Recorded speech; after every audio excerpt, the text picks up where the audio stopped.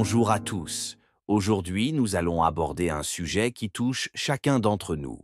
Comment dépasser cette peur paralysante qui nous empêche de passer à l'action? Vous connaissez cette sensation. Vous savez exactement ce que vous devriez faire. Vous le comprenez intellectuellement. Mais quelque chose vous bloque, vous paralyse. Cette paralysie n'est pas une fatalité et je vais vous expliquer pourquoi. Notre cerveau est composé de trois parties principales qui interagissent constamment. Le cerveau reptilien, responsable des réflexes. Le système limbique, siège des émotions.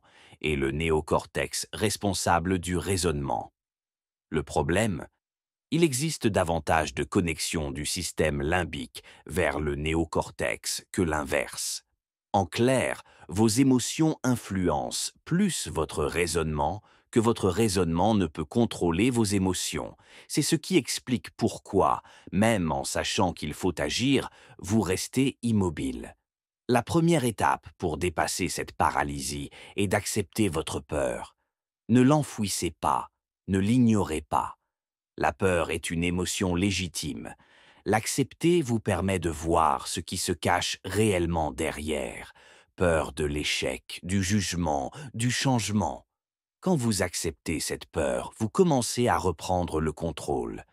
Vous pouvez alors vous demander, au pire, que peut-il arriver? Cette simple question diminue souvent l'emprise émotionnelle. Posez-vous cette question essentielle. Pour qui ai-je envie de vivre ma vie? Moi ou les autres? Trop souvent, nous restons paralysés par la crainte du jugement d'autrui. Rappelez-vous que la meilleure personne pour savoir ce qui est bon pour vous, c'est vous-même. Écoutez-vous. Faites des choix alignés avec vos valeurs profondes, pas avec les attentes des autres. Pour passer à l'action, vous devez renforcer votre capacité à prendre des décisions rationnelles. Comment? En augmentant vos capacités cognitives.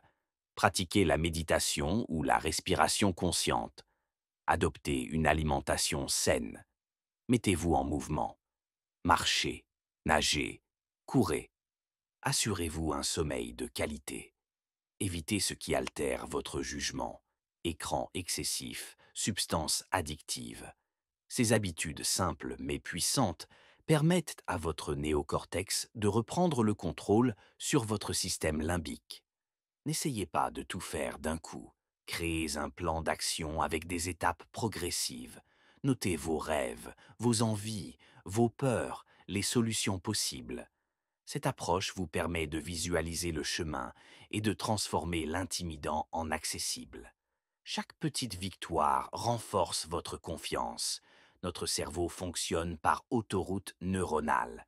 Si vous vous habituez à dire que vous allez faire des choses sans les réaliser, vous renforcez la croyance que vos paroles n'ont pas de valeur. Faites-vous des promesses fortes et tenez-les. Face à la peur, ce qui vous fera agir, c'est votre pourquoi, votre motivation profonde. Prenez du recul et regardez tout ce que vous avez déjà accompli. Vous êtes déjà passé à l'action dans de nombreux domaines de votre vie. Félicitez-vous pour ces réussites. Ces souvenirs de réussite sont des preuves concrètes que vous êtes capable d'agir malgré la peur. Utilisez-les comme carburant pour vos actions futures. Rappelez-vous que votre vie vous appartient. Osez passer à l'action, même si vous n'êtes pas certain du résultat. Même si cela ne fonctionne pas comme prévu, vous n'aurez pas de regrets car vous aurez essayé. Passer à l'action rend heureux car vous écoutez vos rêves plutôt que vos peurs. Vous vous alignez avec vos besoins profonds et c'est cela qui crée une vie épanouissante. La peur de passer à l'action n'est pas une fatalité. C'est un mécanisme que vous pouvez comprendre et surmonter. Alors aujourd'hui, quelle petite action allez-vous entreprendre pour vous rapprocher de vos rêves? N'oubliez pas, ce n'est pas l'absence de peur qui fait les gens courageux, c'est leur capacité à agir malgré elle.